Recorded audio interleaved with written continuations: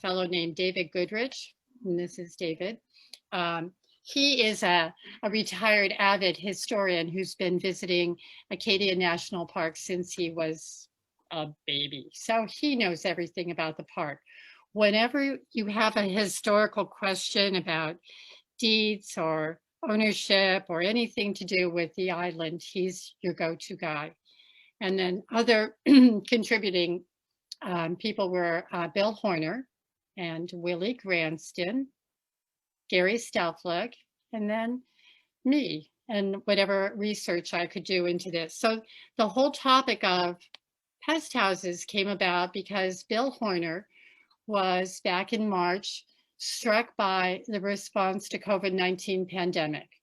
And it's not the first time that communities have had to deal with disease outbreaks.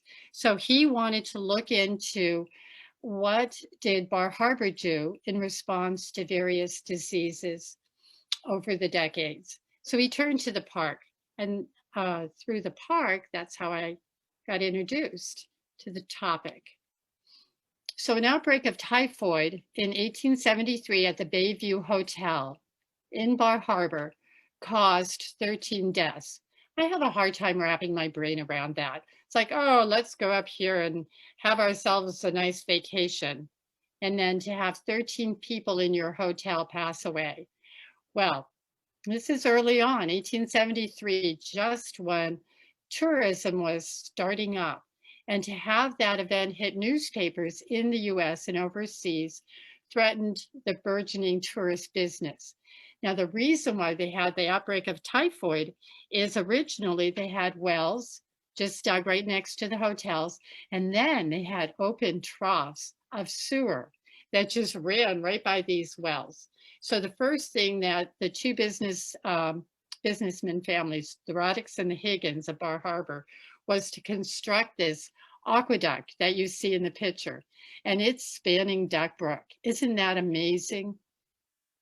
So that scaffolding was put up in, I think, a matter of like 6 months, and it was going to carry fresh water from Eagle Lake into downtown Bar Harbor. And they quickly made sure all the newspapers around the world knew that they were back and open for business the following year in 1874. So from late 1800s until 1947, in order to contain the threats of disease outbreak, Bar Harbor constructed a series of 3 isolation or pest houses, pest for pestilence, where infected people had to stay. It was a town ordinance. You didn't have a choice whether you went there or not until they recovered or passed away. The first one was actually started privately by a fellow named Daniel Brewer, and it was located at Witch Hole Pond. The second pest house was constructed right opposite Eagle Lake on the other side of Eagle Lake Road up there in the woods. And that one was built in 1904, and it was owned by the town. And then the last one was at Woodbury Road, which is near Kibo Golf Course, and it was built in 1911 and continued functioning until 1947. So here it is on a modern map, the 3 pest houses, and you can see Witch Hole Pond. That's the first pest house, and it's pretty close to the Paradise Hill section of the Park Loop Road. The second one, you can see where that is, right opposite Eagle Lake. You go into the woods. It might be like a 15-minute walk into the woods following an old mountain road. And then the last one, Woodbury Road. When you turn down Woodbury, if you're familiar with that road, it's there's a lot, and you can see the old road that led back, and you can walk down that and check out the ruins. So the first reference to an isolated hospital or pest house was in 1895 in the newspaper Bar Harbor Record, relating a tragic story of John Young, who lost his wife and 2 children to typhoid. Another child, a 10-year-old son, Frankie, was living in the pest house at the Witch Hole under the care of Nicholas Curran. And so we came on a mission to tromp around in the woods and see if we could actually find where was the old pest house at Witch Hole. What a place to put a pest house. So this here is an 1897 report. And Dr. Morrison was the local doctor who served these pest houses right up until the 1940s. And it talks about a pest house out at Witch's Hole. The house of Mr. Young, as it was of very little value, was burned to the ground for the purpose of disinfecting the premises. And furthermore, the local Board of Health appeared to be doing everything possible to save the public from danger. So you can see, right, even back in the 1890s, people were very concerned about the spread of contagious disease. The other thing is that every town in the state of Maine, like think about Nirav Shah getting on from the Maine CDC and giving those daily reports. They did the same thing. They had a state board of health, and each town had to report how many contagious disease outbreaks. So here's Eden, that was Bar Harbor in the olden days, and they would have had in 1902, 98 cases. 1903, we see 102 cases. That's what they mean by nuisances reported. They would have things like smallpox, typhoid fever, scarlet fever, measles outbreaks. So it says that in 1903, the town has bought a lot and building of 8 rooms, fairly well fitted up for a pest house. And it's about 2 miles from the village. And that's out at Witch Hole. So they didn't own this pest house. It was owned by Daniel Brewer, who died in 1895, and the lot became part of Frank Brewer's land. The town purchased that property from Frank Brewer and the house. They spent $750 to acquire a tiny lot and $250 to repair the building to use as an isolated hospital. And it says the property was located on the Corkscrew Hill Road. Wow, what in the world is Corkscrew Hill Road? I had no idea that in the olden days, that Route 3 that goes by Sonagee's did not exist. You actually went on a road that is still visible today. It started right opposite Sonagee's and went up and over those bluffs that you see. And it brought you back down, and you would come out where the visitor center is over in Halls Cove. So here's a map from 1903 showing the first pest house lot. You can see where I marked Route 3 in Sonagee's, and that's the Corkscrew Hill Road. And that tiny triangle is the pest house. And right where it says Frank Brewer, that's the end of Witch Hole Pond. So walking in the woods, this is what we came across, remains of the old road. And I'm always blown away by the craftsmanship. If you think about this road that was in use, I don't even know when it was first built, but early, probably mid 1800s. And look at that stonework, still intact. And here it is running through the woods in case you want to go poke around. It's pretty cool.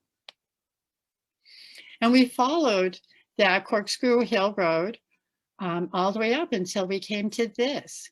These are the ruins of the first pest house at Witch Hole Pond Marsh. And you can see that there's rocks all tumbled over there. And that was really odd because near the rock pile is this well. And here are the rectangular foundation blocks. And you can see a pipe lying there in the ground. So that's a pipe that probably, well, it might have carried water into the house. I was really blown away, though, by that rock pile. And I wondered about, you don't usually see in old foundation remains a scattered field of rocks. So it made me think maybe they had, maybe that's where they put all their trash. Maybe they considered it infected, and so they covered it over with rocks like that. So it could have been their burn pile. Anyway, the trade. Only a year later, the town sold the property back to Frank Brewer. In the 1904 town meeting that authorized the town to sell the pest house back to Frank Brewer in exchange for $1,000 and a replacement half-acre lot. And evidently, Frank Brewer had an ice business out on Witch Hole Pond. And it may well have been that he wanted that lot back in order to have access for his ice to be shipped, carried out via the Corkscrew Hill Road. So that would be my guess of why he wanted it back. So anyway, he owned the land opposite Eagle Lake and he swapped. So on April of 1904, the second pest house was created. The work had begun on the new pest house, which was being built by Seth Hopkins. It was a 2-story wooden structure, a log cabin, 24 by 24, with a hall, large ward, kitchen, servants' room on the first floor, and a second wardroom and other compartments on the second story. They described where it was located in the Bar Harbor record. It's on the eastern side of the Brewer Quarry Road, just north of the old Eagle Lake Road. And the site selected for the hospital is on the southern slope of the hill. Yep, that's what we used to try and find the old second pest house.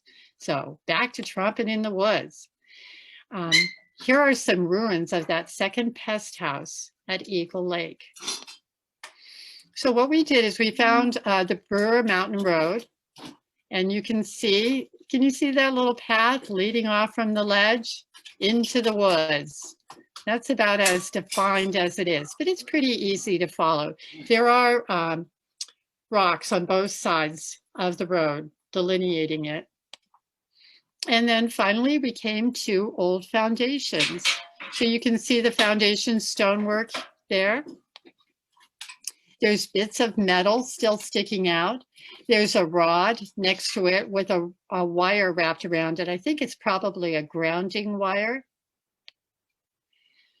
In this book, a local resident, Claire Lambert, described how children with communicable diseases would be sent to the pest house, a small cabin in the woods on the Eagle Lake Road where they could recover without endangering others. In 1911, so remember that started in 1904, but already by 1911, the town concluded that this second Eagle Lake pest house was inadequate. Walking up there, I just thought, oh, no kidding. There it is, kind of stuck in the woods. Probably was difficult just navigating roads back in the day. If you wanted to have a nurse round-the-clock care, that would have been difficult for somebody to have made that trip back and forth out to Eagle Lake. So they voted $5,000 to purchase a new site, 4.5 acres off Woodbury Road, which is a short distance from Eagle Lake Road. And here's a map of the third pest house. So if you're familiar with Bar Harbor, there's the Eagle Lake Road, Bloomfield Road, and you can see where it says the Contagious Hospital, the pest house on lot 112. Hey, Terese, we're getting some noise in the background, so hi there. Okay, can you hear me now? Well, we can hear you. I just wanted to let you know. Okay. All right. So a new isolated hospital on the Woodbury Road property was designed by Fred Savage. Go figure. Fancy Fred Savage and all his summer cottages designed the Contagious Hospital in 1913. After the third isolated hospital was built, the town made annual appropriations in most years, ending in 1947. The building burned in the Great Fire that year. So if you go down Woodbury, you're going to see a series of white duplexes that belong to the MDI Housing Authority. And just before it starts, you'll notice this road. It's really clear. And you can go down that driveway that led to the pest house. And this is what you'll find, foundations. And like I said, it burned down in the fire and there's a lot of debris around the site. But definitely a lot more useful location for contagious hospital. Anyway, here's some reports that I dug up out of it's the 1925 health report for the town of Bar Harbor, and it's all about quarantine restrictions. And this is really what got Bill Horner thinking about things, because, you know, a lot of people have strong feelings, obviously, about quarantining and wearing face masks, closing down facilities like the Y or the libraries and restaurants and things. And there was an outbreak in 1925 of measles. Remember, that was something that children would die of. So it was in Town Hill, Indian Point, and Eden. So in spite of my efforts to keep a strict quarantine, finally reached the town proper and in such proportions as to warrant placing a ban on public gathering for children under 15 years of age. So this is what it included: moving pictures, theater, public Christmas trees, Sabbath school, primary classes, the YWCA, the YMCA, etc. The ban is still on at this date, and the end of the measles rage is not yet. So I hope that helps people realize that this is not the first time that communities have had to, you know, limit their movement and make concessions for the, you know, public well-being.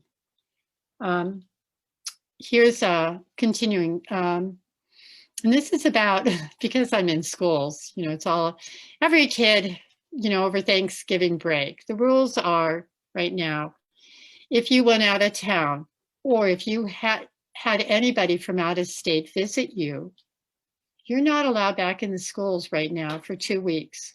So they're really taking it very seriously. Back in 1925, children of school age are allowed to return to school as soon as their physical condition and home conditions will warrant. A card is given each scholar that has been absent from school on account of measles, showing they have complied with regulations and are free from the disease. And the other thing that I thought was really interesting in the newspaper, they would actually do public identification of infected residents. So here's poor Sumner Carter, an employee of the Bar Harbor Steam Laundry, and he's a patient at the isolation hospital. Here in 1941, Bar Harbor Times, a case of illness having enough symptoms of infantile paralysis to make it a suspicious one has been promptly removed to the isolation hospital, thus securing safety for the public. Here's another 1939 Bar Harbor Times reports. Friends of Mr. and Mrs. Watson Robbins will be sorry to learn that their children, Watson Jr. and Stephen, are ill with scarlet fever and with their mother have left their home on Atlantic Avenue and gone to the isolation hospital. So that would have been down to Woodbury Road. Even there was quarantine for students who've been out of town. So Seth Libby was the health officer, wishes to announce that regulation adopted by the health department several years ago regarding the 10-day isolation period for all children returning from out of town to school in Bar Harbor will be enforced again this year. This simply means that any child that's been attending school in any other community will have to wait 10 days before entering school in Bar Harbor. This is done in order to prevent, if possible, the spread of communicable disease. A child might have been in contact with some communicable disease and be in the infectious stage. So here's another editorial that appeared in the newspaper. It says, aside from the legal side of the matter, the detail of giving illness to others must also be considered, and to a very great extent. We are indeed our brother's keeper in regard to this. It's hoped that everyone will cooperate with the physicians and health officials in promptly reporting and isolating all suspicious cases. So here's the 1918 town report, just to let you know that even though they weren't using that pest house out on Eagle Lake, they still continued to own it, valuing it at $500 and paying paying taxes on that. And then they also, you can see, owned the Pest house and lot on Eagle Lake Road. That's a Woodbury one. And that was valued at $9,000. The town eventually sold that second Pest house across from Eagle Lake to George Dorr in 1927. And the land became part of Acadia National Park. I don't know if George Dorr tore it down, but they probably did. During the 1930s, when the CCC was stationed, they did a lot of removal of abandoned buildings. So they may well have taken it down. In any case, during the fire of 47, it would have burned down. And that's why all you see are some pieces of metal and the foundation left. So, and this was just something that a local family was talking about, Dr. C.C. Morrison, Hoyt-Hamer's wife, Nancy. It was her father. And he was talking about there's still the remains of a foundation behind some of that housing, the MDI housing on Woodbury. And that's what he showed us. And his wife's father was one of the doctors who monitored those pest houses. So here's my quick little thing. Let me check, make sure I have enough time to run through my red herring. Yep, got 5 minutes. So we're tromping around. I don't know, this is just something that we really enjoy doing. It's our own little like CSI of trying to find these old abandoned sites. I just get a real kick out of it. So when we were trying to find the Corkscrew Hill Road and the first Pest house at Witch Hole Pond, it's not always so obvious because there are a lot of abandoned roads. And so we were up by the Park Loop Road. You can kind of see it in the background. And there are these granite block pillars. They're right alongside the road. And I've noticed them in the past. And was this the Pest house? And if it wasn't, what was it? It certainly was near the Witch Hole Pond area, but not quite exactly. And at this point, we still didn't have all the maps. There were road remains that took you to those pillars. You can see how it's all built up with stonework. And here's a 1944 aerial.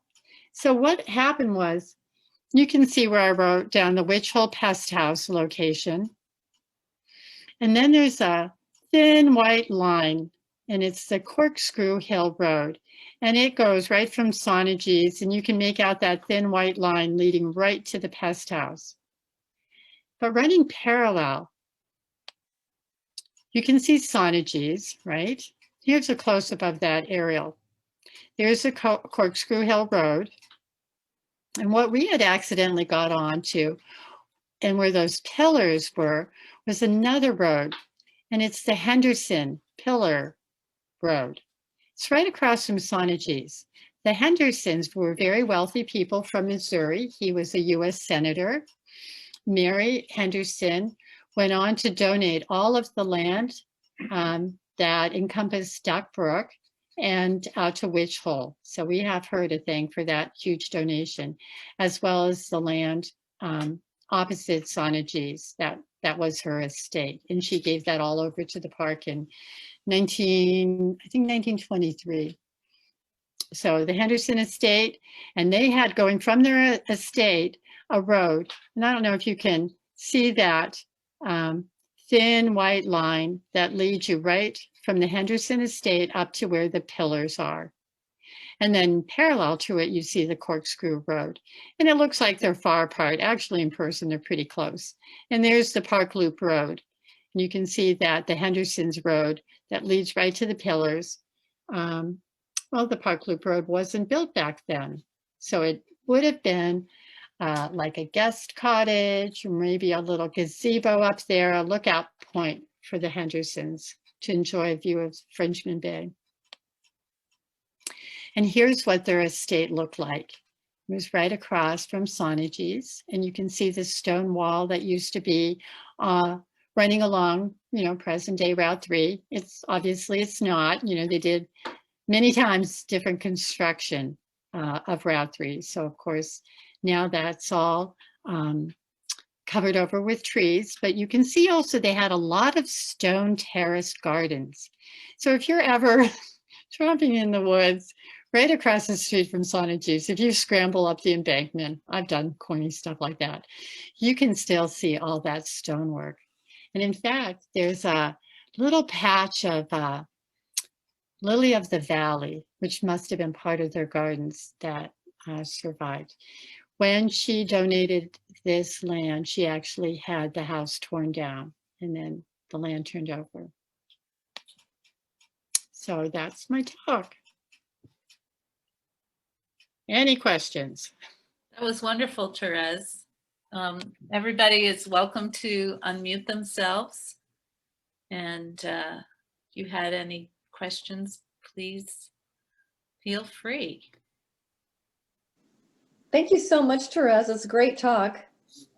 Great, glad you like it. Any questions about this, or did I cover it all? Do you have any idea how many people got better after staying at a pest house? Oh gosh, who knows? I can't imagine. It must have been pretty grim. In fact, oh gosh, it's terrible to even say this, but Willie Granston had found this article when they were first trying to figure out where should we buy land to build a pest house. And they were thinking of putting it over kind of near where the current Bar Harbor town dump is, you know, beyond Kibo Golf Course. And they thought, yeah, because we can build a pest house right next to the incinerator. That'll work. That'll be really convenient. So I think the level of medicine back then was probably pretty rough, and we take it for granted, at least I do. I never even think measles, mumps, and rubella, your MMR for every baby that's born, is something that we don't have to worry about anymore. Or polio, back when, that was so contagious. And now people have a polio vaccine. Don't think about stuff like that. Are we unmuted? Yep. Okay. Who's Vicky has a question. Well, I didn't have a question. I just wanted to comment on what a nice job you did and all those trails and places you stumbled across. I've seen them over the years. And when we named the Atlantic Erie, we actually named it after Glen Erie and Blair Erie and Erie and Seal Harbor because there were so many Eries in Bar Harbor in the old days. But when we were on the Route 3 design committee to rebuild that, we talked about making a path up where the old road is going across the bluffs to the visitor center, but part of the path just didn't exist anymore. It was too different, so we ended up not doing it. But again, different parts of your talk certainly spurred memories and a lot of fun walks out there, and thank you. Do you remember the pest house on Woodbury? I was trying to figure that out, and I don't know where that is. I know how Park and Woodbury Park is right there, and the greenhouse. And I think that you're closer to the Eagle Lake Road, though, near where the old hydro substation they were thinking of doing it. That where the hydro substation was going to be is the pest house. Yeah. That's it. So if you go to that lot, you'll see the road. It's so clear, and you just walk down that road and you'll come to the foundation. Yeah, no, that's pretty neat. Yeah. And I've seen that foundation and always wondered what it was and just assumed it was some house. And so anyway. Well, you'll have to take us on a field trip, Terese, next summer or spring. Yeah, I'd be happy to. So I think, will the Historical Society put this on their website, or is there some way that we can access this presentation? We might do that. We'll talk. This was our first trial of such a thing, and other than the bottoms up, and we wanted to make it available first just as a perk to volunteers, but we can do that. If Terese says it's okay, and we'll figure out how to do it.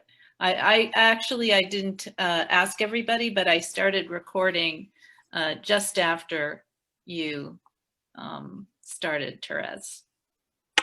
Well, it'd be fine by me. Yeah, I think these people, all our avid amateur historians, have a wealth of information to share. And it's so cool to have an opportunity to check in with other people and put this story all together.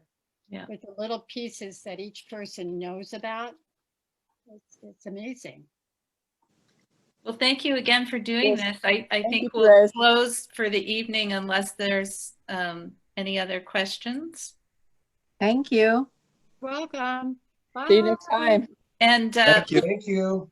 before we leave, I just want to say that Terese has agreed to do another talk for us. Probably we'll do it in January, but we haven't set a date, about all of the women landowners who gave land for Acadia National Park that George Dort talked them out of their land. So Terese has been doing some special research on that topic. So We'll look forward to that.